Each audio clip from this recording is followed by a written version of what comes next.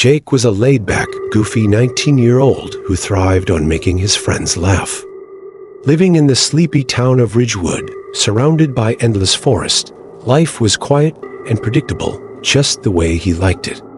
But beneath the surface of the town's tranquility lay an old, whispered legend that the locals were too afraid to speak about openly. Ridgewood had a peculiar history. It was said that the forest surrounding the town, known as the Whispering Woods, was home to something sinister. People who ventured too deep into the woods sometimes never returned, and those who did spoke of hearing eerie whispers that followed them, haunting their every step. On a warm summer evening, Jake and his tight-knit group of friends Mark, Lisa, and Sarah gathered at their favorite spot, an abandoned fire tower on the edge of the Whispering Woods.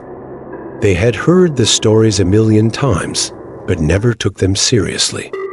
Tonight, however, Jake felt an unexplainable urge to test the legend. "Guys, let's go into the woods," Jake suggested, a mischievous grin on his face. "I bet those whispers are just the wind." Mark laughed, shaking his head. "Man, you're crazy. But fine, let's do it. We could use some excitement." Lisa hesitated, glancing nervously at the darkening forest. "Are you sure, Jake? What if it's not just a story?" Sarah, the quiet yet adventurous one, smiled. "Come on, Lisa. Where's your sense of adventure? Besides, we'll be fine. We have Jake to protect us." Despite her fear, Lisa relented, and the group plunged into the Whispering Woods, their flashlights casting eerie beams of light that danced among the trees. At first, everything seemed normal. They laughed and joked, the sounds of their camaraderie filling the air. But as they ventured deeper, the forest grew unnaturally silent, and an unsettling feeling crept over them. "Did you hear that?" Mark whispered, stopping abruptly. They all paused, straining to listen. Faint, almost indistinguishable whispers floated through the air, making the hair on the back of Jake's neck stand up. "It's just the wind," Jake said, though his voice lacked conviction. They pressed on, but the whispers grew louder, more insistent, and soon it felt as though they were surrounded by unseen voices. Sarah looked around, her face pale. "Maybe we should head back. This is starting to freak me out." But before they could turn around, a figure emerged from the shadows. It was an old man, with wild eyes and a ragged appearance, as if he had been living in the woods for years. "Leave this place," he croaked, his voice a desperate whisper. "The forest, it whispers lies. It shows you things that aren't real." Jake stepped forward, trying to appear brave. "Who are you? What are you talking about?" The old man shook his head frantically. "It took my wife. It took my children. It's hungry for more. You need to leave before it takes you too." Before they could ask more, the man vanished into the darkness, leaving them shaken and confused. The whispers grew louder, almost deafening, and the forest seemed to close in around them. "We need to get out of here," Lisa said, her voice trembling. They turned back the way they came, but the path seemed unfamiliar, twisted. Panic set in as they realized they were lost. As they stumbled through the woods, the whispers began to change, taking on familiar voices. Jake heard his mother's voice, calling out to him. Mark heard his late brother. Lisa heard her grandmother.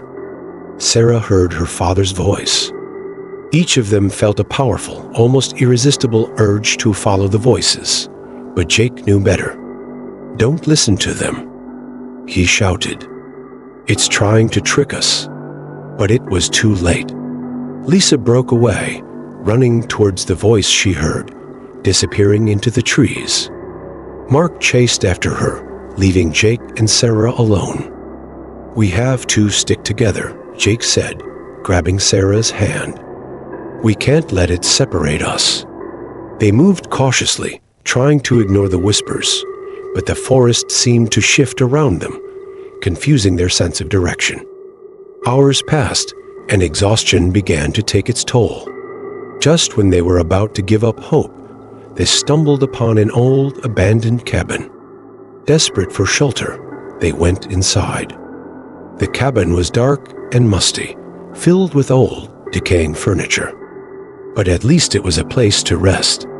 Jake barred the door, trying to make them feel secure.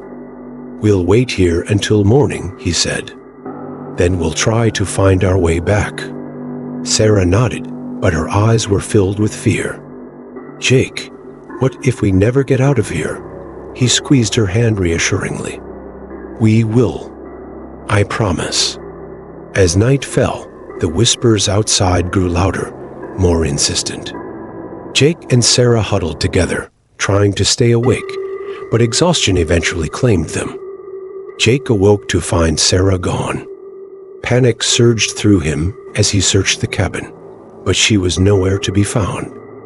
The whispers were louder than ever, filling the cabin with a cacophony of voices. Among them, he heard Sarah's voice, calling out to him.